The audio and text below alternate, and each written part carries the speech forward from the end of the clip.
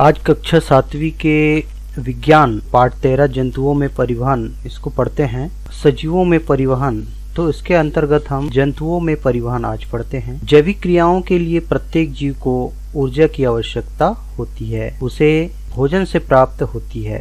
पाचन अंगों द्वारा पचा हुआ भोजन पूरे शरीर में भेजा जाता है तथा अपशिष्ट पदार्थ उत्सर्जी पदार्थों को उत्सर्जी अंगों तक पहुंचाया जाता है।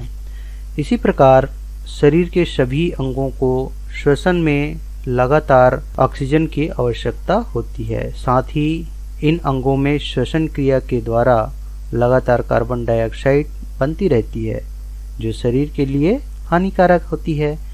इसे शरीर से बाहर निकालना जरूरी होता है। इसका अर्थ यह है कि जीवों के शरीर में विभिन्न पदार्थों का किसी न किसी तरह परिवहन होता रहता है। आइए देखें, क्या सभी जीवों में यह परिवर्तन एक समान होता है अथवा अलग अलग तरीकों से होता है। आप जानते हैं, कुछ जीव जैसे अमीबा, पैरामीशियम आदि इतने छोटे होते हैं कि उन्हें हम सूक्ष्मदर्शी से ही देख सकते हैं।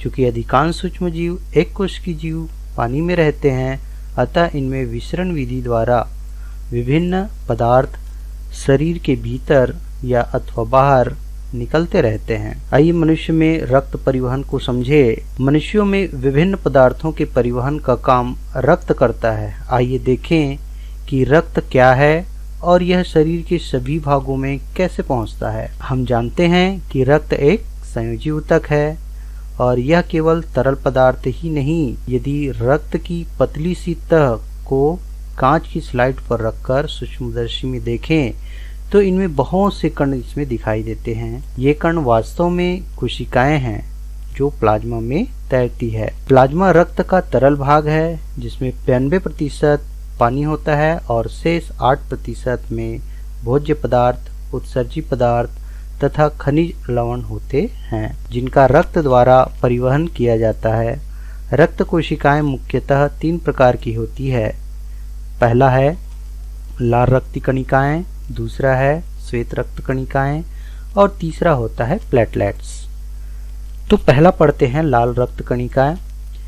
ये लाल रंग की कोशिकाएं हैं जो आकार में छोटी व संख्या में अधिक होती है, इसलिए रक्त का रंग लाल दिखाई देता है। इनका लाल रंग जटिल पदार्थ हीमोग्लोबिन के कारण होता है। लाल रक्त कणिकाएं अधिक होने पर हमारा शरीर अधिक ऑक्सीजन ले सकता है। दूसरा है श्वेत रक्त कणिकाएं। ये कणिकाएं रंगहीन, आकार में बड़ी और संख्या में कम होती है। यदि शरीर में रोगाणु, जीवाणु तथा अन्य बाहरी पदार्थ प्रवेश कर जाते हैं तो उन्हें श्वेत रक्त कणिकाएं के द्वारा नष्ट कर दिया जाता है। इस तरह ये हमारे शरीर की रक्षा करता है। तीसरा है प्लेटलेट्स। तो आपने देखा होगा कि जब चोट लगती है तो रक्त निकलता है।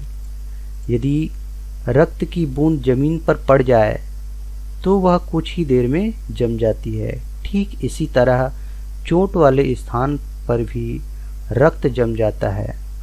रक्त जमने का कारण रक्त में उपस्थित प्लेटलेट्स ही है और ये भी एक प्रकार की कोशिकाएं हैं जो संख्या में लाल रक्त कणिकाओं से कम होती है।